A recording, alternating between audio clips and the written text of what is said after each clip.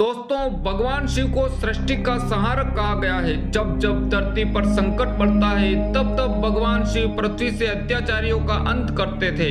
वैसे तो भगवान शिव के अनेक नाम है, किंतु एक नाम उनका त्रिपुरारी है। तो आइए जानते हैं कैसे भगवान शंकर का नाम त्रिपुरारी पड़ा। कहते हैं एक बार असुर बाली की कृपा प्राप्त त्रिपुरासुर भयंकर असुर बन गया था। महाभारत के कर्ण पर्व में त्रिपुरासुर के वध की कथा बड़े विस्तार से मिलती है। भगवान कार्तिकेय द्वारा तारकासुर का वध करने के बाद उसके तीनों पुत्रों ने देवताओं से बदला लेने का प्रण कर लिया। तीनों पुत्र तपस्या करने के लिए जंगल में चले गए और हजारों वर्षों तक अत्यंत दुष्कर तप करके ब्रह्मा जी को प्रसन्न किया। तीनों ने ब्रह्मा जी से अमरता का वरदान मांगा। ब्रह्मा जी ने उन्हें मना कर दिया और कहने लगे कि कोई ऐसी शर्त रख लो जो अत्यंत कठिन हो, उस शर्त के पूरा होने पर ही तुम्हारी मृत्यु हो।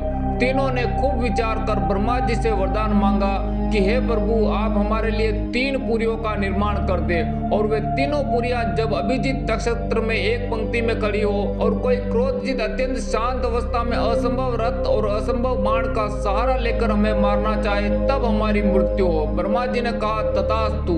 शर्त के अनुसार उन्हें 3 पुरियां प्रदान की गई। तारकाश के लिए स्वर्णपुरी, कमलाक्ष के लिए रजतपुरी और विद्युन्माली के लिए लोहपुरी का निर्माण विश्वकर्मा ने कर दिया। इन तीनों असुरों को ही त्रिपुरासुर कहा जाता था। इन तीनों भाइयों ने इन पुरियों में रहते हुए 7 लोगों को आतंकित कर दिया था। वे जहां भी जाते समस्त सत्पुरुषों को सताते रहते, यहाँ तक कि उन्होंने देवताओं को भी उनके लोकों से बाहर निकाल दिया। सभी देवताओं ने मिलकर अपना सारा बल लगाया, लेकिन त्रिपुरासुर का प्रतिकार नहीं कर सके और अंत में सभी देवताओं को तीनों राक्षसों से छुप छुप कर रहना पड़ा। अंत में सभी को शिव की शरण में जाना पड़ा। भगवान शंकर ने कहा सब मिलकर के प्रयास क्यों नहीं करते। देवताओं ने कहा यह हम कट के देख चुके हैं। तब शिव ने कहा मैं अपना आधा बल तुम्हें देता हूँ और तुम फिर प्रयास करके देखो। लेकिन संपूर्ण देवता सदाशिव के आधे बल को संभालने में असमर्थ रहे। तब शिव ने स्वयं त्रिपुरासुर का संहार करने का संकल्प लिया। सभी देवताओं ने शिव को अपना अपना आधा बल समर्पित कर दिया। अब उनके लिए रथ और धनुष बाण की तैयारी होने लगी, जिससे रणस्थल पर पहुंचकर तीनों असुरों का संहार किया जा सके। इस असंभव रथ का पुराणों में विस्तार से वर्णन मिलता है। पृथ्वी को ही भगवान ने रथ बनाया और सूर्य और चंद्रमा पहिए बन गए। सृष्टा सारथी बने, विष्णु बाण, मेरु पर्वत धनुष और वासुकी बने उस धनुष की डोर। इस प्रकार असंभव रथ तैयार हुआ और संहार की सारी लीला रची गई। जिस समय भगवान उस रथ पर सवार हुए तब सकल देवताओं के द्वारा संभाला हुआ वह रथ भी डगमगाने लगा था। भगवान शंकर त्रिपुरासुर का वध करने जाते हैं, परंतु उन्हें सफलता नहीं मिलती। हर बार असफल हो जाने के बाद वे सोचते हैं कि आखिर उनके कार्य में विघ्न क्यों पड़ा।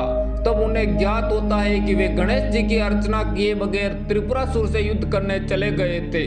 इसके बाद उन्होंने अपने पुत्र गणेश जी का पूजन करके उन्हें लड्डुओं का भोग लगाया और दोबारा त्रिपुरासुर पर आक्रमण किया। तभी विष्णु भगवान वृषभ बनकर उस रथ में जा जुड़े।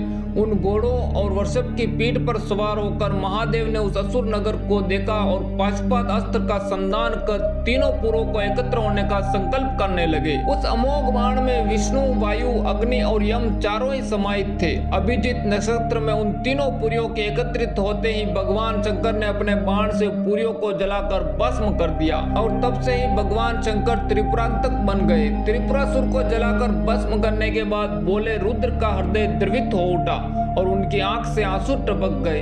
आंसू जहां गिरे वहां रुद्राक्ष का वृक्ष उगाया। रुद्र का अर्थ है शिव और अक्ष का आंख अथवा आत्मा है। वीडियो पसंद आया हो तो वीडियो को लाइक कर चैनल को सब्सक्राइब अवश्य करें।